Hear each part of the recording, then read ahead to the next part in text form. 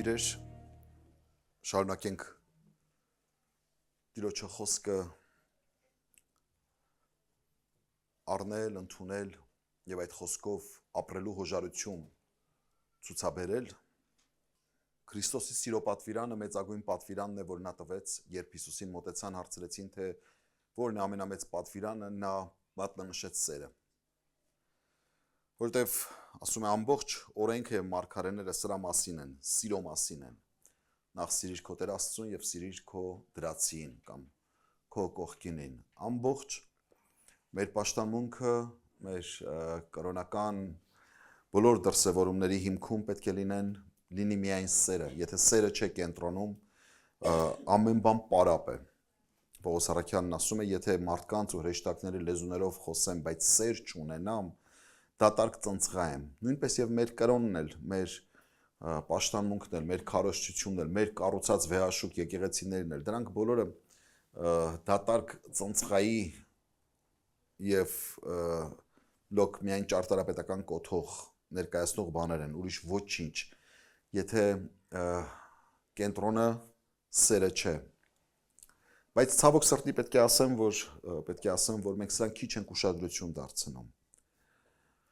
Եվ գուցե շատ քարոզում ենք սիրո մասին, բայց սիրո կյանքը ապրելը ոչ միշտ է գործնականում կիրառվում, եւ այստեղ է մեր թուլությունը, այստեղ է մեր տկարությունը։ Դրա համար Աստված մեզ լսողական չտա եւ հնազանդ սիրտ,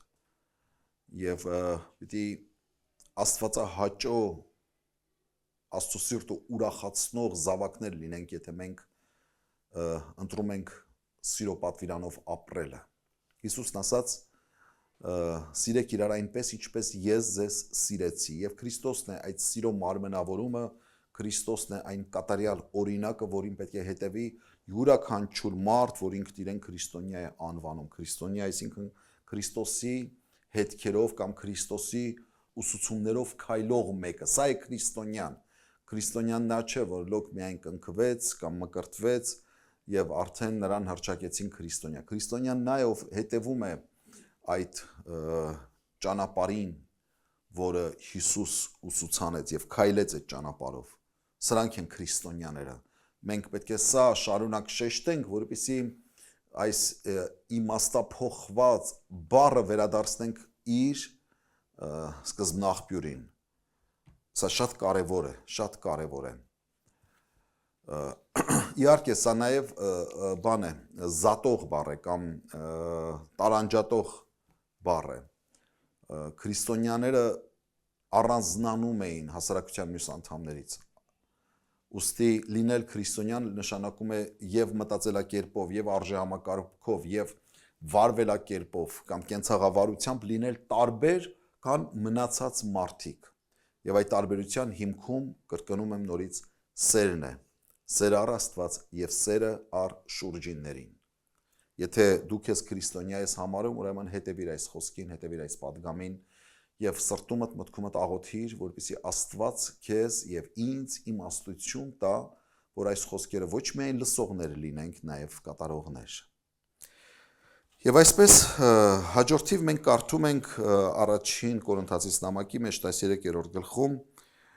4 եւ 5-րդ համարները ասում են. «Սերը երկայնամիտ է, քաղցր է, սերը չի նախանձում, սերը չի գոռոզանում, չի հպարտանում, անվայել վարմունք չի ունենում», եւ նաեւ ասում է. «Սերը իրենը չի փնտրում»։ Սերը իրենը չի փնտրում։ Ես վերնագրել եմ այս պատգամը այսպես. անանձնական սեր, անանձնական, չգիտեմ եթե սա ճիշտ ձևակերպում է թե ոչ, բայց սեր, որի մեջ չկա իր եսը, որի մեջ չկա իր շահը, որի մեջ չկա իր անձը։ Ես այսպես եմ հասկանում սերը իրենը չի փնտրում խոսքը։ Սեր, որտեղ չկա սեփականը փնտրող, սեփական շահը հետևող, սեփական եսը կարևորող հոգի։ Նայեք, սիրո ընկալումները տարբեր են աշխարհի վրա։ Ամեն մարդ յուրովի է հասկանում սերը։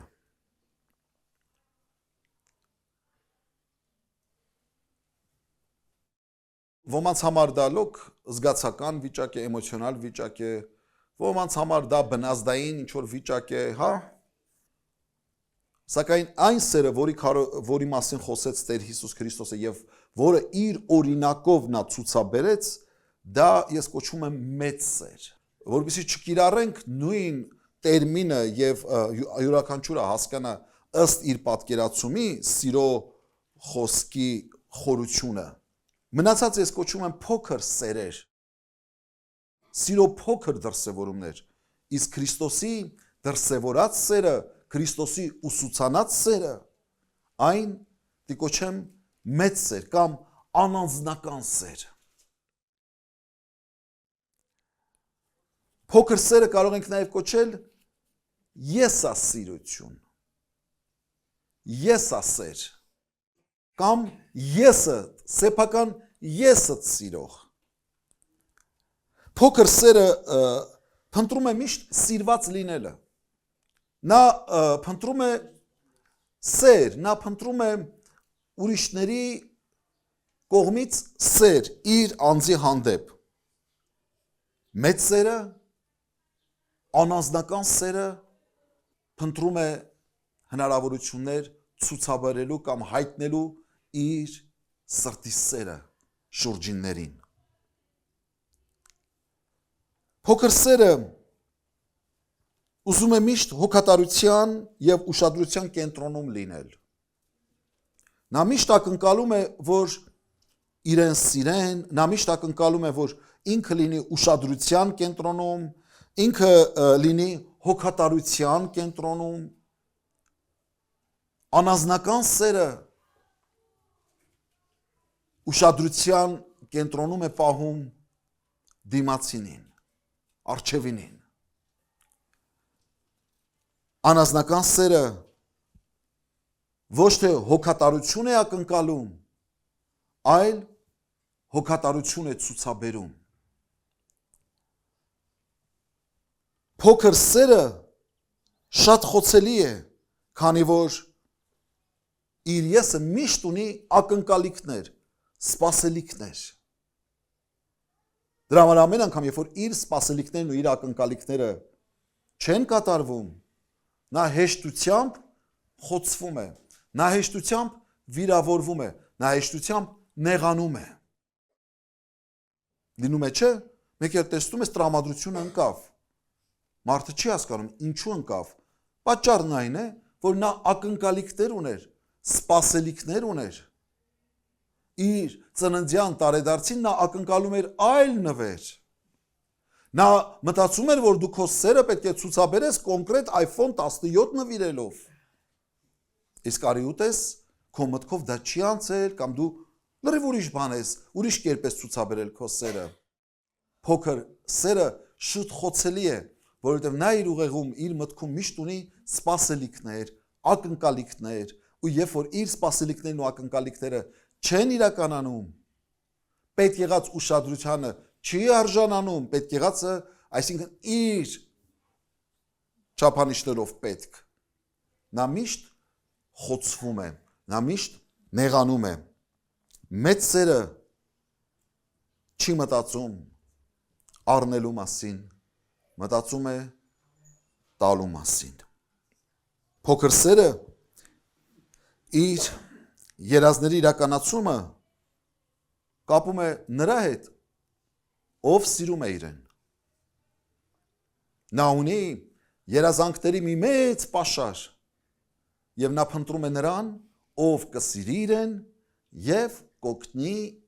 հասնելու իր երազանքների իրականացմանը։ Սակայն անանձնական սերը նպաստում է ոչ թե փնտրում է իր երազանքների իրականացումը, այլ ամեն կերպ նպաստում է, որ իր շուրջինները մեկ քայլ ավել մոտենան իրենց երազանքների իրականացմանը։ Նա ուրախանում է ոչ այդքան իր հաջողություններով, իր նվաճումներով, այլ նա ավելի ուրախանում է անանձնական սերը, ավելի ուրախանում է կողքինների, դիմացիների հաջողություններով եւ նվաճումներով։ Ուզում եք ճանաչել իրական ձեզ սիրողներին, տեսեք որքանով են նրանք հրճվում եւ ուրախանում ձեր ամենափոքր թվացող հաջողություններով եւ նվաճումներով։ Փոքր սերը միշտ ասում է, բա ես, ինչու նա եւ ոչ թե ես։ Մեծ սերը կամ անազնական սերը զուրկ է եսակենտրոնությունից։ Նրա սրտի կենտրոնում Աստված է եւ հետո մյուսները։ Փոքր սերը դիմացինին սիրելով սիրում է իր ստատուսը նրա կողքին, իր դիրքը նրա կողքին։ Մեծ սերը երբեք իրենը չի փնտրում։ Մեծ սերը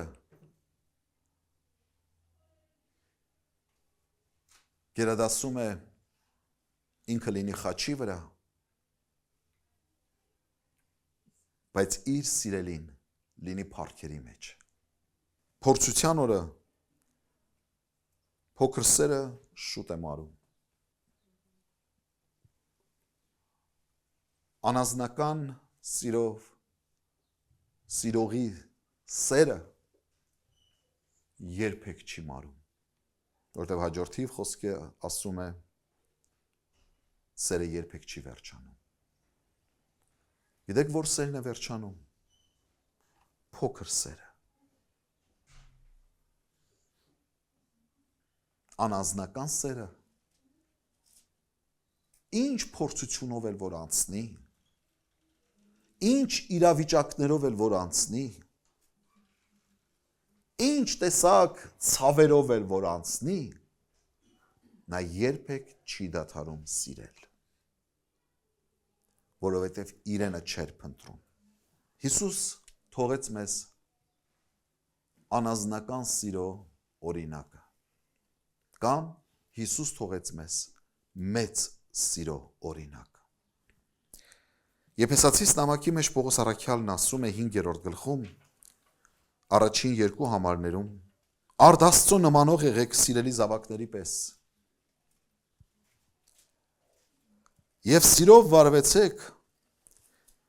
ինչպես Քրիստոս ալ մեզ սիրեց ու իր անձը մեզի համար մատնեց։ Անուշահոտ պատարակ ու զոհ լալով Աստծո։ Ամեն։ Արդ Աստծո նմանող եղեք սիրելի զավակների պես։ Որպես Աստծո սիրելի զավակներ, մենք մեր կյանքի իդեալը պետք է ունենանք մեր Աստվածը։ Տեր Հիսուսն ասեց կատարյալ եղեք ինչպես ձեր հայրն է կատարյալ։ Ձգտեք կատարելության, ձգտեք Աստծո նմանությանը։ Նայեք Աստծո նմանությունը դա հրաշքների գործադրումը չէ, հրաշքներ գործելը չէ։ Աստծո նման լինել չի նշանակում լինել ամենազոր, չգիտեմ, ամենագետ, ամենակալ եւ այլն։ Աստծո նմանող լինել նշանակում է սովորել նրա նման սիրել։ Իմ սիրո չափանիշը պետք է լինի Աստված ինքը։ Ես նրանից պիտի սովորեմ սիրել։ Եվ եթե քո կողքը մի մարդ է, որին դժվարանում ես սիրել, օրինակ վերցրու հենց Տեր Հիսուս Քրիստոսին։ Ահավասիկ Աստված քեզ տվել է մի մարտադաշտ, Աստված քեզ տվել է մի հնարավորություն, մի փորձվելու դաշտ, որտեղ որ պետք է փորձարկվի քո սիրո կարողությունները։ Դա կլինի, չգիտեմ, քո ամուսինը, դա կլինի քո կինը, դա կլինի քո հարսը, դա կլինի քո կեսուրը, դա կլինի քո զոնքաչը կամ չգիտեմ աները, այն ամենամտերիմ շրջանը, գուցե դա կլինի քո մայրը կամ հայրը։ Սա այն միջավայրն է, որը որ Աստված ստեղծել է, որտեղ որ փորձվում է քո սիրո մեծությունը։ Եվ ահավասիկ մեր օրինակը Տեր Հիսուս Քրիստոսն է։ Ասում է Եվ սիրով վարվեցեք, ինչպես Քրիստոսալ մեզ սիրեց։ Սիրով վարվեցեք։ Սերը վարմունք է, ավելի քան զգացմունք։ Սերը վարմունք է։ Սերը պետք է արտահայտվի ոչ թե լոկ մեր զգացական դաշտում, այլ սերը ավելի պետք է արտահայտվի մեր վարքագծի մեջ, մեր վարմունքի մեջ։ Եվ սիրով վարվեցեք, ինչպես Քրիստոսալ մեզ սիրեց։ Ու լսեք ինչ է ասում, ու իր անձը մեզ համար մատնեց։ Սիրով վարվեցեք, ինչպես Քրիստոս էլ մեզ սիրեց, օրինակը ով է։ Քրիստոսը։ Եվ ինչպես մեզ սիրեց, ասում է, իր անձը մեզ համար մատնեց։ Նա չփնտրեց այն ամենը, ինչ հաճո էր իր անձին, այլ ընդհակառակը իր անձը մեզ համար մատնեց։ Սա նշանակում է, որ նա սիրելով մեզ իր անձնականը, այն ամենը, ինչ կարող էր հաճո լինել իր անձին, ինչ կարող էր շահ լինել իր անձին, նա զոհաբերեց։ Սա է սիրո կատարյալ վարքագիծը, կատարյալ դրսևորումը, սա է անանձնական սերը։ Քրիստոսն է դրա կատարյալ օրինակը։ Եվ այս տեսակ սերը Աստված համարեց որպես անուշահոտ պատարագ։ Հաջորդիվ խոսքն ասում է, իր անձը մեզ համար մատնեց անուշահոտ պատարագ ու զոհ ըլլալով Աստծո։ Անուշահոտ պատարագ եւ զոհ լինելով Աստծո։ Սա ընկալվեց Աստծո կողմից որպես անուշահոտ պատարագ եւ կատարյալ զոհ։ Այդպես եւ անանձնական սիրով սիրողը իր կյանքը դնում է զոհասեղանի վրա։ Իրենը չի փնտրում, իր փառքը չի փնտրում, իր անունը չի փնտրում, իր մեծարանքը չի փնտրում, իր բարեկեցությունը չի փնտրում, այլ անգամ իր անձը, անգամ իր ողջ էությունը, անգամ իր մարմինն է դնում զոհասեղանի վրա։ Սա է այն ընդունելի եւ կատարյալ սիրո զոհողությունը, որը որ Աստված որպես անուշահոտ պատարագ է ընդունում եւ համարում, եւ սա է մեր կատարյալ օրինակը։ Ինչ փառքերի պիտի արժանանար Տեր Հիսուս, եթե մեզ չսիրեր մեծ սիրով։ Ինչ տեսակ փառքերին ա պիտի արժանանար, ինչ բարձունքների պիտի հասներ։ Իր անձի հանդեպ սերը ուր պիտի տաներ նրան։ Ղուկասի ավետարանում մենք տեսնում ենք փորձության լեռան վրա կամ անապատում, երբ փորձվում էր նա, տեսեք ինչ առաջարկություն է ստանում նա։ Ղուկաս 4:5-8 Սատանան բարձր լեռը հանեց նրան, աշխարհի բոլոր, լսեք, թագավորությունները ցուցուց անոր վարկյանի մեջ եւ ըսավ անոր այս ամեն իշխանությունը ու անոնց փառքը քեզ պիտի տամ, վասնզի ինձի հանձնված է եւ որուն որ ուզեմ զանիկա կտամ։ Ոստի եթե դու իմ արջևս ընկնես ու երկրպագություն անես, ամենքը քուքդ պիտի լա։ Հիսուս պատասխան տվավ ըսավ անոր. գրված է, թե քո Տեր Աստծույթ երկրպագություն անես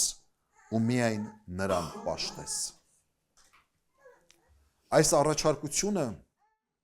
նա ստանում է սատանայի կողմից ոչ թե եդեմական պարտեզում,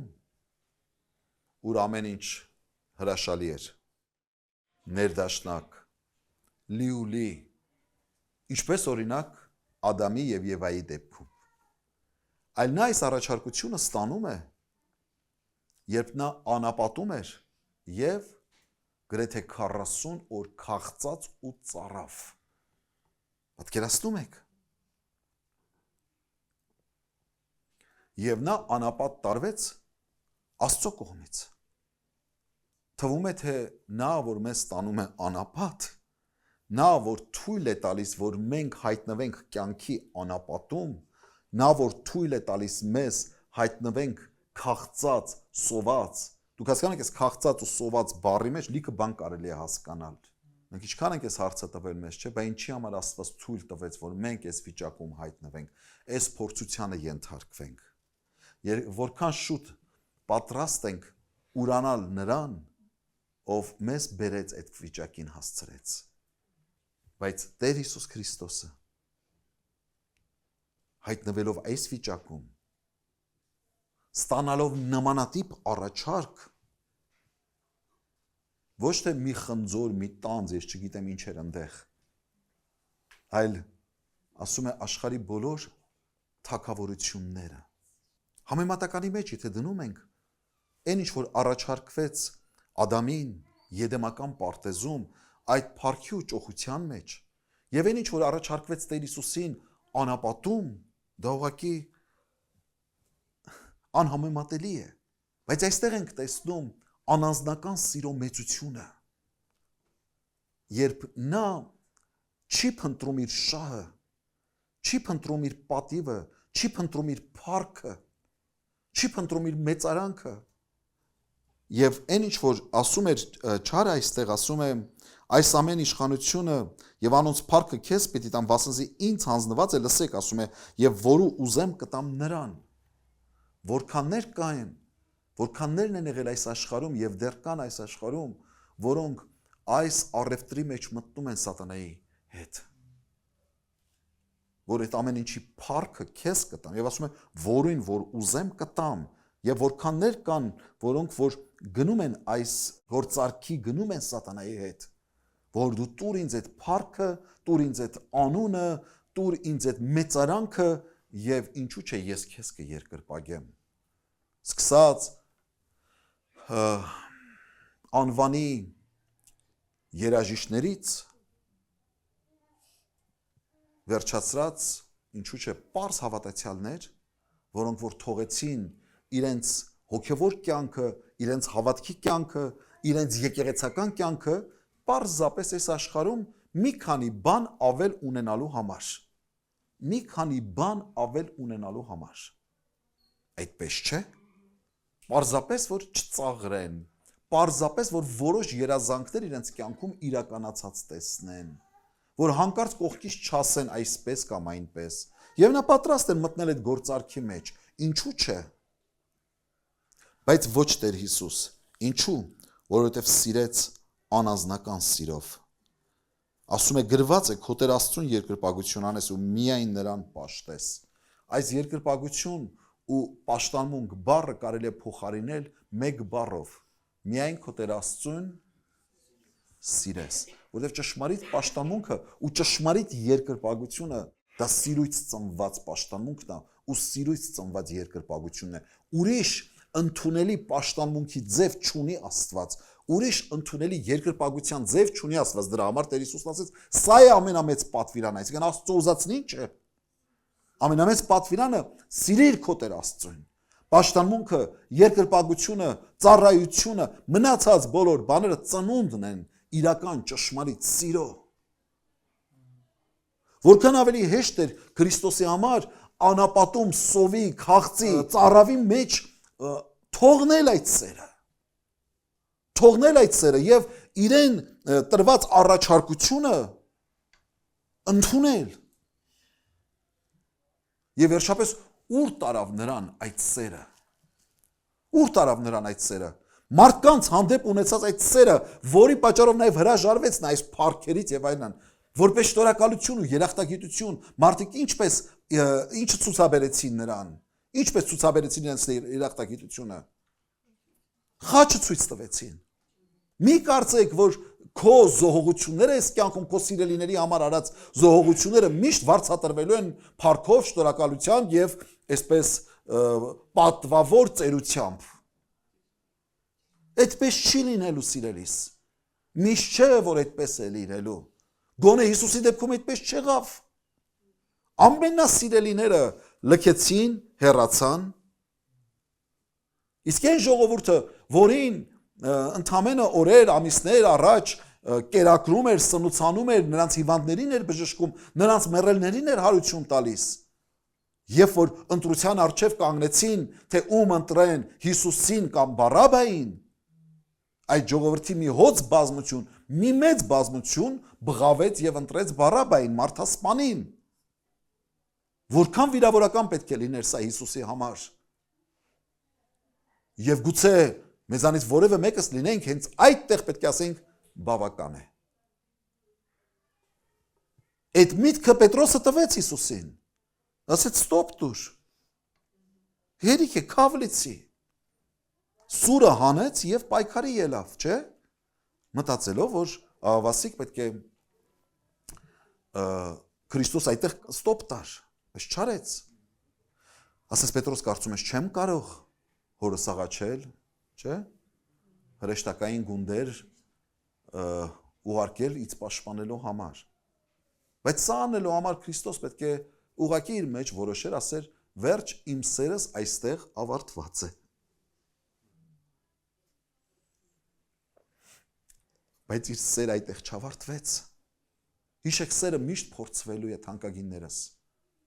Անանձնական սերը, մեծ սերը միշտ փորձվելու է։ Միշտ հանդիպելու ես անշնորհակալության, ապերախտության, միշտ հարվածներ ես ստանալու, դավաճանության, այն ինչով որ անցավ Հիսուս, այստեղ է երևալու սիրո իրական լինելը, այդ անարատ մաքուր կրակով անցած ոսկին այստեղ է երևալու։ Եվ այդ սերը անցավ այդ բոլոր փորձություններով ու միջև զոհողության, վերջին զոհողությանը գնաց։ Սա է անանձնական սերը։ Իսկ դու ինչ ես մերժում հանուն քո սիրելի, հանուն քո Տիրոջ։ Թե փորձիքրիկ շանսերդ բաց չես թողնում, փոքրիկ հնարավորություններդ բաց չես թողնում։ Սատանայի առաջարկը Հիսուսի համար զրո արժեք ուներ։ Այս կտամ քեզ, փառքերը կտամ, բոլոր թագավորությունները կտամ եւ այլն։ Ինչ տանձ, ինչ խնձոր եդեմական պարտեզի, փառքեր, թագավորություններ, բայց Հիսուսի համար սա զրո առաջարկություն, զրո արժեք ուներ։ Գիտեք ինչու, որովհետեւ իր սիրտը հարուստ էր։ Հարուստ էր, ամենամեծ գանձով էր լի իր սիրտը, եւ դա կոչվում է անանձնական սեր։ Աստծո հանդեպ ունեցած սիրով էր հարուստ, երբ որ մարդու սիրտը այրված է սիրով, որևէ մեկ առաջարկություն, որևէ մեկ բան, որը որ կարա խոցի այդ սերը, նրա համար անընդունելի են եւ մերժելի։ Դրա համար նա հեշտությամբ կարողացավ, մեծ ջանքեր չպահանջվեց Հիսուսից անապատի մեջ մերժելու այդ փառքի առաջարկը։ Շատ պարզ պատճառով, որովհետեւ սիրում էր։ Պարզապես, որովհետեւ սիրում էր։ Տեսեք ինչ է ասում Հովանու ավետարանի մեջ Տեր Հիսուս։ Հովանու 14:30-31։ Հիսուսն ասում է. «Ալ ձեզ հետ չեմ խոսի, որովհետև այս աշխարհի իշխանը գալիս է եւ ին վրա ոչ մի բան չունի։ Միայն թե աշխարհը իմանա, որ ես հայրը կսիրեմ, ու ինչպես հայրը ինձ պատվիրեց, այնպես կնեմ»։ Ելնենք գնանք այստեղից։ Մոտենում էր ժամը, մոտենում էր իր խաչելության ժամը եւ այստեղ Հիսուսն ասում է շատ բան խոսելու էլ չկա։ Որովհետև ասում է այս աշխարհի իշխանը գալիս է, մոտենում է եւ ին վրա ոչ մի բան չունի։ Շատ կարևոր արտահայտություն է անում Հիսուս եւ կարծում եմ սա այս արտահայտության մեջ է ամփոփված իր ողջ ուժը եւ զորությունը։ Ասում է այս աշխարհի իշխանը գալիս, այդ աշխարհի իշխանը ով էր։ Նա էր, որ իրեն դեռևս իր առաքելության սկզբում այդ առաջարկություններն արեց։ Հիշում եք, չէ՞։ Աշխարհի իշխանը սատանան է։ Ասում է, ահա այս աշխարհի իշխանը գալիս է, բայց ին վրա ոչ մի բան չունի։ Ինչ է նշանակում ին վրա ոչ մի բան չունի։ Չունի մեղադրանք եւ չունի մի բան, որից նա կարա կարճի։ Ռուսերեն ասում են զացեպկա, հա։ Չկա միտեղ, որ ինքը կարա իր կարթը գցի ու քաշի դեպի իրեն։ Չկա մի խոսույթ, որ նա կարա մեջ բերի։ Չկա մի վարքագիծ իմ կողմից ցուցաբերած, որ նա կարա դա մատի փաթաթան անի եւ դրոշակ սարքի։ Եվ վերջապես չի կարա ինձ մեղադրի չսիրելու մեջ։ Ասում ես աշխարհի իշխանը գալիս է եւ ին վրա ոչ մի բան չունի։ Այ եթե այդ փորձության օրերին հիշենք, հա 3.5 տարի հետ գնանք։ Եթե այն ժամանակ մի քիչ Հիսուս երկմտեր, աշխարհի փառքը, աշխարհի թագավորությունները վերցնեմ, չվերցնեմ, կամ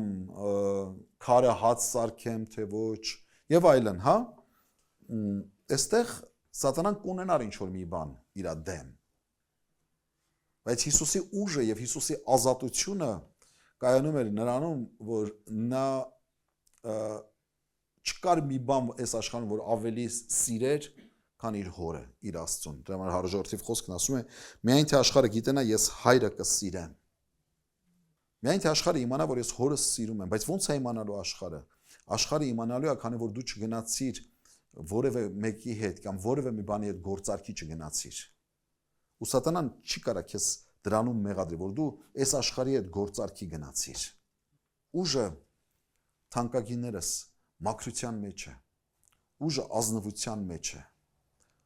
Ուժը ճշմարտության մեջ է եւ վերջապես ուժը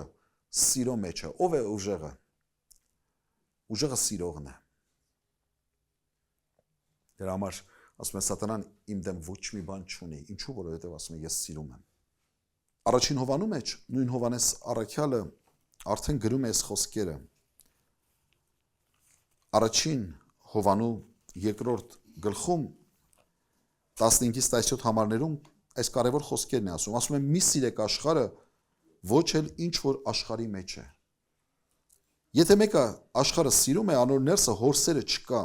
քանզի ամեն բան, որ աշխարհի մեջ է, մարմնի ցանկություն, աշկերի ցանկություն, այս կյանքի ամբարտավանությունը հորից չէ, հապա այս աշխարհից է։ Աշխարհս էլ կանցնի եւ նրա ցանկություններն էլ կանցնեն, բայց Աստծո կամքը ով կկատարի հավիտյան պիտի մնա։ Ասում մի սիրեք աշխարհը եւ այն ինչ որ աշխարհի մեջ է։ Անանձնական սիրո մասին է խոսքը։ Փոքր սեր Աստծո հանդեպ թեթև, բայց այն ինչը որ այս աշխարհում կարանք դեպի մեր ցանկությունների բավարարմանը ծառայեցնենք, լավ էլ սիրում ենք։ Այսա է փոքր սերը։ Դրա համար առաքյալն ասում է մի սիրեք աշխարհը եւ ինչ որ աշխարհի մեջ է, որն ինչն է աշխարհի մեջ։ Ամեն բան ասում է, որ աշխարհի մեջ է մարմնի ցանկություն, աշկերի ցանկություն, այս կյանքի ամբարտավանություն։ Այսինքն այն ինչը որ մեր ցանկություններն է բավարարում, էսա աշխարհի հանդեպ սերը։ Այն ինչը որ դեպի մեզ է ուղղված, մեր ցանկություններն է բավարարում, մեր աչքի ցանկություններն է բավարարում, ամբարտավանությունը, հպարտությունը, գոռոզությունը, այսինքն եսասիրությունը։ Մի սիրեք սա։ Որտեւ այս ամեն ինչը անցողիկ է, բայց հոր կամքը կատարողն է, որ մնայուն է։ Մնացածը ամեն ինչ անցողիկ է։ Հովանու ավետարանի մեջ 10-րդ գլխում Տեր Հիսուսն ասում է շատ կարևոր խոսքեր։ Լսեք, շատ կարևոր խոսքեր։ Հովանու ավետարան 10-րդ գլուխ 17 եւ 18 համարները ասում է. Անոր համար իմ հայրս ինձ կսիրե, որովհետև ես իմ կյանքս կդնեմ, որպեսզի նորեն առնեմ։ Մեկը չի հաներ զանիկա ինձ մե, հապա կդնեմ զանիկա ինքն իր մեզ, իշխանություն ունեմ այն դնելու եւ իշխանություն ունեմ այն նորեն առնելու։ Այս պատվերը իմ հորիցը սառը։ Սրա համար իմ հայրս ինձ սիրում, սա մի յուրահատուկ սիրո մասին է խոսքը, որով սիրում էր հայրը Հիսուսին, ինչի համար է այդքան սիրում։ Ոչ միայն նրա համար, որ նա իր որդին է, այլ նրա համար ասում է, որ ես ասում եմ իմ կյանքը դնում եմ։ Իմ կյանքը դնում եմ։ Այսինքն իմ կյանքը զոհում եմ։ Այդ անանձնական սիրով սիրելու մասին է խոսքը։ Եվ հայրը սիրում է դա։ Մեկը չի հանում այն ինձանից։ Այսինքն չկա մեկը, որ այդ ուժը ունի, այդ զորությունը ունի իմ կյանքս խլելու, այլ ես հոժարակամ եմ այն զոհաբերում։ Սա է անանձնական սերը, որ դու Շատ հանգիստ կարող ես պահել եւ ապրել քո անձի համար, քո եսի համար, քո ցանկությունների համար, քո նպատակների համար, քո աչքի ցանկությունները բավարարելու համար, քո մարմնի ցանկությունները բավարարելու համար։ Ինչու՞ չէ, չէ՞։ Այս իրավունքը ունենք բոլորս, ասում են ձեզի թույլ չեն տալիս ծախել, ձեզի թույլ չեն տալիս խմել, ձեզի թույլ չեն տալիս, տես բան գոյություն չունի։ Չկա մեկը, որ մեզի արգելի այս անել կամ այն անել կամ այն անել։ Ու չկա ինչ-որ մի պատժատեսակներ, որ գիտեք ինչ հավատքի կյանքում, եթե դու սենց անես, եկեղեցու կողմից սենց պատժի կարժանանաս, այսի որ երրորդ դարն է։ Չկա նման բան, սա մեր անձնական որոշումն է։ Հանուն մեր փրկչի, հանուն մեր սիրելիի եւ հանուն մեր սիրելիների զոհողություն անելու։ Այդ զոհողությունը կարա սկսի ինչից։ Մեր աղոթքները նրանց համար երկինք բարձրացնելով, մեր կյանքը նրանց ծառայեցնելով, մեր ժամանակը զոհելով նրա համար։ Եվ ինչու՞ չէ։ Մեր հոգատարությունը, մեր ուշադրությունը, մեր ժամանակը, մեր ծառայությունը եւ պետք եղած դեպքում նաեւ մեր կյանքը։ Ինչ է, եթե ոչ անանձնական սեր, երբ դու քո երիտասարդ տարիներդ միջև խոր ծերություն պատրաստ ես նվիրելու քո փրկչին, քո Տեր Հիսուս Քրիստոսին, ոչ թե հետամուտ լինելով քո կարիերային, քո բարձունքներին հասնելու, չգիտեմ, այսինչ դիպլոմն ունենալու, այսինչ փառք ունենալու, այսինչ պատիվ ունենալու, այսինչ բարձր աշխատավարձների հետևից գնալու եւ այլն, այլ քո երիտասարդ կյանքը, քո ուժը, քո կարողությունը ամեն ինչ դնում ես Տիրոջը զոհասեղանին եւ նրա փառքի համար ես այն ծառայեցնում ուրախությամբ եւ ցնծությամբ, առանց տրտնջալու, առանց հոգնելու, առանց մեկի երեսին այսպես շփոթնելու, ես իմ կյանքս քո համար եմ դրել եւ այլն։ Այն մեզ համար ուրախություն պետք է լինի, այն մեզ համար պետք է լինի փառք եւ ցնծություն, ապրել մեր սիրելիի համար։ Եվ ոչ մեկ մեզանից դա չպետք է խլի, այլ Հիսուսի նման այն մենք ունենք այդ իշխանությունը դնելու այդ կյանքը եւ չդնելու այդ կյանքը, ինչպես Հիսուս ինքնական որոշեց իր կյանքը զոհելու, իր կյանքը նվիրաբերելու հանուն մարդկության, ասում է դրա համար էլ հայրս սիրում է ինձ։ Փառք Տիրոջը։ Սա է սիրելիներս անանձնական սերը, որի մասին խոսում է Աստծո խոսքը։ Գաղատացիս 2:20 տեսեք ինչ է ասում Պողոսը։ Քրիստոսի հետ խաչ է ելա եւ այլևս կենթանի եմ ոչ թե ես, լսում եք, հապա Քրիստոս է իմ մեջ կենթանի։ Բայց ես որ հիմա մարմնովս կապրեմ, Աստծո որդու հավատքով կապրեմ, որ ինձ սիրեց ու իր անձը ինձ համար մատնեց։ Որ ինձ սիրեց եւ իր անձը ինձ համար մատնեց։ Հիմա էլ իմ հերթն է, չէ՞։ Եվ Պողոս առաքյալն ասում է Քրիստոսի հետ խաչի ելա։ Այսինքն երբ որ Քրիստոս ինձ սիրեց ու իր անձը խաչի վրա մատնեց, լսեք, ասում է, ես էլ Քրիստոսի հետ խաչն եմ ելել։ Այդ ինչ է նշանակում, որ ես էլ նրան սիրելու համար նրա համար եմ խաչվել։ Լսում եք, ոմանց ականջին սա կարող է սուր հնչի, ոչ թե Քրիստոսի համար եմ խաչել, հենց տենց, որովհետև ինքը իմ համար է խաչվել։ Ես էլ իր համար եմ խաչվել։ Ինքը իմ համար իր կյանքը զոհեց, ես էլ իմ կյանքն եմ իր համար զոհում։ Սրա մասին է խոսքը։ Տեսեք, Քրիստոսի հետ խաչը ելա եւ այլևս կենթանի եմ ոչ թե ես, ապա Քրիստոս կենթանի է իմ մեջ։ Այդ ինչ է նշանակում, ես չեմ կենթանել, Քրիստոսն է իմ մեջ կենթանի։ Այդ նշանակում իմ ողջ ապրումները, իմ ողջ մտածումները, իմ ողջ գործողությունները, իմ ողջ ներկան եւ ապագան ինչ է, ով է։ Քրիստոս։ Քրիստոս, ոչ թե ես։ Ոչ թե ես նրան ծառայեցնում եմ իմ նպատակների, իմ ցանկությունների, իմ փրկության, իմ հաջողության, իմ օրհնության, իմ կյանքի, իմ այսինչի, իմ այնիչի համար, այլ ես եմ իմ էությունը, իմ անձը, իմ ցավերով, իմ տառապանքներով, իմ ուրախությամբ, իմ ցնծությամբ, իմ ուժով, իմ զորով, ես այդ ամեն ինչը նվիրում եմ նրան, զոհում եմ նրա համար, որովհետև ես սիրում եմ իրեն, ու ես պատրաստ եմ այս խաչը կրելու, այս տառապանքների ուղիով անցնելու, որովհետև սիրում եմ նրան։ Սա է ասում Պողոս առաքյալը։ Քրիստոսի հետ խաչը ելա եւ այլևս կենթանի եմ ոչ թե ես, հապա Քրիստոս կենթանի է իմ մեջս։ Բայց ես, որ հիմա մարմնովս կապրեմ, Աստծո որդու հավատքովը կապրեմ, որ զիս սիրեց ու իր անձը ինձ համար զոհեց։ Ու հիմա ես, որ ապրում եմ Աստծո որդու հավատքով եմ ապրում, որը ինձ սիրեց ու իր կյանքը ինձ համար զոհեց։ Ինձ սիրեց ու իր կյանքը ինձ համար զոհեց։ Ու հիմա ես, որ ապրում եմ, ես նրա համար եմ ապրում։ Այսինքն ես չկամ, ես զոհված եմ, ու ինչ որ ապրում եմ, նրա համար եմ ապրում։ Գուցե սրանից կարող եմ ես եզրակացնել, երբ որ Քրիստոս ապրում էր երկրի վրա, իրականում նա չէր ապրում։ Իրականում նա մեռնում էր։ Եվ նրա հոգում, նրա սրտում ես էի ապրում, դու էիր ապրում։ Ուրեմն, չէ, ոչ թե Քրիստոս խաչվեց այսինչ օր, այսինչ տարվա, այսինչ թվականին, այլ գուցե նա շատ ավելի վաղուց էր խաչված։ Գուցե նա դեռ խաչված էր, երբ դեռ ոչինչ չկար, երբ դեռ ոչ մեկս չկայինք, բայց մենք կայինք իր սրտում, իր էությամբ, գուցե հենց դրա համար է հայտնության գրքում ասում աշխարհի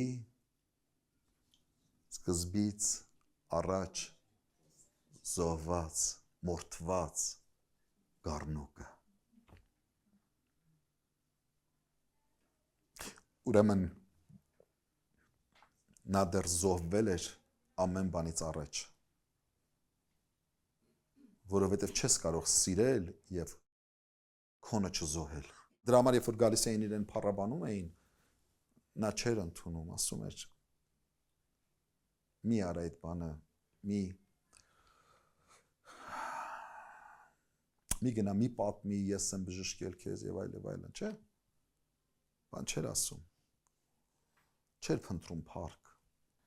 Հովանավետարանի մեջ 13-րդ գլուխ առաջին համարն ասում է իրեններուն սիրեց ու միջև վերջը սիրեց։ Մեծ սերը միջև վերջ է սիրում, փոքր սերը մի շրջանի համար է, միջև իր կարիքների ու ցանկությունների բավարարումը։ Որ օրը, որ պահին իր կարիքներն ու ցանկությունները չբավարարվեց, իր նպատակները չբավարարվեց, այդտեղ իր սերը վերջանում է եւ իր սիրո սլակները ուղղվում են ուրիշ ուղղությամբ։ Այն ուղղությամբ, որտեղից որ կբավարարվեն իրենց պետքերն ու կարիքները։ Դուք հասկանում եք ինչի մասին է։ Հիսուսի համար գրված է նա սիրեց իրեններուն եւ միջև վերջ սիրեց։ Իմիջայլոց այդ իրեններում մեջ կային մարդիկ, որոնք որ պետք է վաղ ուրանային իրեն։ Վաղը չէ, հենց այդ երեկոպտի ուրանային իրեն։ Ուրիշ մեկը պետք է դավաճաներ, ուրիշները պետք է վախենային ու փախնեին, բայց գրված է միջև վերջը սիրեց։ Ասում ենք ինձ սենց արել, ահա, մենք ինչեր արեցինք։ Եվ առայսօր ինչեր ենք անում, բայց նա դադարում է սիրել։ Միջև վերջն է սիրում։ Այս օրինակն ունենալով թանկագին եղբայրներ եւ քույրեր, մենք չենք կարող այլ կերպ սիրել, եթե ոչ միայն անանձնական սիրով սիրել։ Փիլիպպեցիս նամակի մեջ 2-րդ գլուխ 4-րդ համարը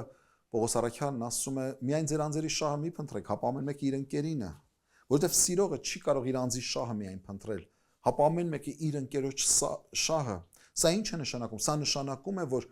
դիմացինիդ զգացմունքները քեզ համար պետք է կարևոր լինեն։ Ոչ միայն քո զգացմունքները, ոչ միայն քո ապրումները, առավել դիմացինիդ զգացմունքները, դիմացինիդ ապրումները քեզ համար պետք է կարևոր լինեն։ Դու պետք է կիսողը լինես դիմացինիդ արցունքների։ Դու պետք է կիսողն ու կրողը լինես դիմացինիդ ցավերի։ Սա է անանձնական սերը։ Ես չեմ կարող հանգիստ լինել, հանգիստ իմ տուն եմ երեխաներին վայելել, երբ որ գիտեմ իմ եղբայրս եւ քույրս նեղության մեջ է, ցավի մեջ է, դժվարությունների մեջ է, հացի կարոտ է, հագուստի կարոտ է։ Եվ այլ պետքեր ու կարիքներ ունի։ Սա է եկեղեցու խորհուրդը թանկագիններս, երբ մենք մեկս մյուսի սիրում ու մեկս մյուսի ծառայում ենք այնպես, ինչպես Քրիստոս մեզ սիրեց ու մեզ ծառայեց։ Նույն Փիլիպպեցիս նամակի մեջ 3-րդ գլխում 7-րդ համարում Պողոս առաքյալն ասում է. Բայց ինչ որ ինձի շահ էր, զանիկա Քրիստոսի համար վնաս սեպեցի։ Բայց ինչ որ ինձ շահ էր, այն Քրիստոսի համար վնաս սեպեցի։ Սա է նշանակում անազնական սերը։ Սերը իրենը չի փնտրում։ Այն ինչ որ ինձի շահ է, ես այն ոչինչ եմ համարում Քրիստոսի համար։ Ուստի հավատացյալը չի կարող իր շահը փնտրել հավատքի դաշտում, հոգևոր դաշտում։ Ես օրինակը երբեք չեմ մոռանա, մեկը ասեց, ախպեր ջան, ես արդեն քանի անգամ գնում եմ Վանաձոր, բայց ինձ բան չունես ասելու։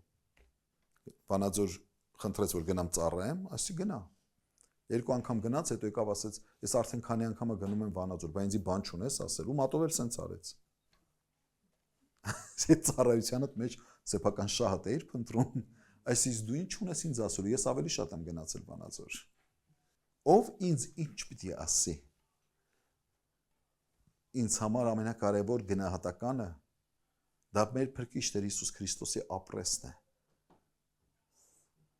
Ես ուզում եմ իմ Տերը ասի ապրես բարի ու ավատարիմ ծառա, ես ուզում եմ արժանանալ Քրիստոսի այս գնահատականին։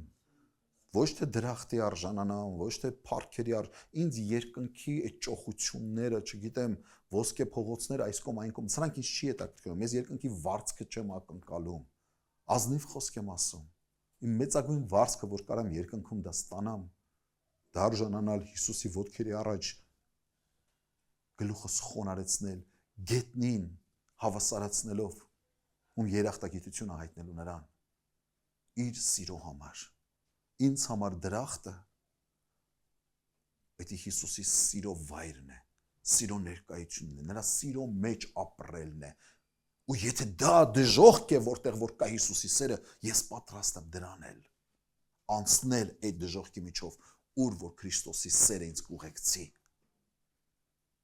Դրա համար այս երկրի վրա մի բանը ավել կլինի, մի բանը պակաս կլինի, մի բանը շատ կլինի, մի բանը քիչ կլինի, սա չպետք է փոխի իմ սրտի դիրքը նրա հանդեպ։ Անապատում կլինես, թե եդեմական պարտեզում կլինես, ինչ տարբերություն սիրողի համար, անանձնական սիրով սիրողի համար։ Անշահախնդիր սերն է, աստվածային սերը։ Ուրեմն խնայենք իրար, ուրեմն հոգ տանենք իրարու համար, ուրեմն ապրումակից լինենք մեկս մյուսի համար, ձեռք մեկնենք մեկս մյուսի։ Որովհետև եթե Հիսուս իմ տեղը լիներ, այդպես կվարվեր իմ եղբայրների և քույրերի հետ։ Սիրում եմ Հիսուսին, իր տեղը դա ես պիտի անեմ, իր տեղը դու պիտի անես։ Կրենք իրարու վիշտ, գիսենք արցունքները, սրբենք մեկս մյուսի այտերից ցավի արտասունքը, խնդակից լինենք իրարու հետ, ցնծանք մեկս մյուսի հաջողություններով, այնպես ինչպես կաներ Տեր Հիսուս, այնպես ինչպես անում է Տեր Հիսուս, այդպես էլ և դու արա, այդպես էլ և ես անեմ, օրհնյալ լինի նրա սուրբ ու պատվական անունը, այժմ և միշտ և բոլոր դարերում, ամեն։ Ոտքի կանգնենք և աղոթքով ավարտենք պաշտոնը։ Երկրպագության ու փառքի արժանի մեր Տեր Հիսուս Քրիստոս, դու աշխարհի վրա փառք չփնտրեցիր, մեր տված փառքը ինչ պիտի լիներ այն առաջարկությունների համար, որ դու ստացար փորձությանդ օրերում, բայց դու մեզ սիրելով հրաժարվեցիր ամեն փառքից, ամեն շահից, քանի որ անանձնական սիրով սիրեցիր մեզ, քանի որ ճշմարիտ սերը իրենը չի փնտրում։ Մեզ էլ զուր կարա մեր եսից, մեր եսակենտրոնությունից և մերը փնտրելու այս մեղավոր բնույթից և սովորեցնում ես սիրել մեր Աստծուն նման, սիրելի զավակների պես նրան նմանվենք, ինչպես Քրիստոս սիրեց և իր անձը զոհեց հանուն մեզ և որպես անուշահոտ մի պատարագ ընդունելի եղավ այն Աստծո առաջ, այդպես և մեր կյանքը, մեր անանձնական սիրով սիրող կյանքը թող լինի Տիրոջը առաջ որպես անուշահոտ պատարագ։ Սիրելի մեր երկնավոր Հայր, դու մեզ համար ստեղծել ես այդ դաշտը, մեր շուրջիններին տալով մեր ընկերներին, մեր դրացիներին, մեր հարևաններին, մեր ընտանիքի անդամներին, մեզ տալով որպես ժառանգություն, որպես օրհնության մի աղբյուր, ինչպիսին էլ որ լինեն նրանք, Տեր, մեզ սիրեն կամ մեզ ատեն, սովորեցրու քո երկնային սիրովդ սիրենք մեր շուրջիներինով, Տեր, այնպես ինչպես դու ես սիրում, ով Հայր, հոգալով մեկս մյուսի համար, տկարությունները վեր առնելով, աղոթելով իրարու համար, մեր ունեցածը բաժնեկցելով, աղոթում եմ Տեր բոլոր նրանց համար, ովքեր, որ անցնում են կյանքի տառապալից ճանապարհներով, ով Տեր, ողորմած Տեր, ես գիտեմ, որ քո սրտի ցավը յուրաքանչյուր քո զավակի արցունքն ու ցավը, աղաչում եմ, ով Տեր, որ քո բժշկարար ձեռքդ հիմա մեկնես, ով Տեր, հպվես այս խոսքը լսողներին, այս աղոթքը հավատքով ընդունողներին, Տեր, այցելես, ողորմես, գթաս ու բժշկես, ով Տեր, վեր առնես ամեն ցավ, վեր առնես ամեն դիվային հարձակում, ով Տեր, ազատագրես քո որդիներին, ով Տեր, տառապանքների, մենության, ցավի ուղիներից, ով Հայր, եւ քո խնդությունդ ու ցնծությունդ դնես նրանց սրտերի մեջ, իմանալով, որ քո նման սիրող Հայր ու Աստված ունեն, մեր Տեր, աջակից եղիր, եւ ինչպես Դավիթ ծառան ասում է, թեև մահվան շուքի ձորով էլ անցնեմ չարից պիտի չվախենամ, որովհետև դու ինձ հետ ես, Տեր, այս հավատով զորավիք եղիր ամեն մեկիս, ուր որ մենք տկարանում ենք, ուր որ մենք երկմտում ենք, ուր որ մենք կորցնում ենք մեր հույսը, ողորմիրով Տեր, ու քո գործերի մեջ դու փառավորվիր, օրհնիր եկեղեցիդ, համախմբիր Տեր, քո անվան շուրջ, սրբության ու խոնարհության մեջ առաջնորդելով մեզ, Հայր, որ մեր կյանքի բոլոր օրերում փառավորենք քո սուրբ ու արժանի անունը, միջև քո փառավոր երկրորդ գալուստը մեր Տեր Հիսուս։ Եվ ավասի քիչ ու մի քիչ նա որ խոստացավ գալու պիտի գա, եւ ինչպես փառքերով երկինք համբարձվեց, այդպես պիտի գա աշխարհ իր սիրելի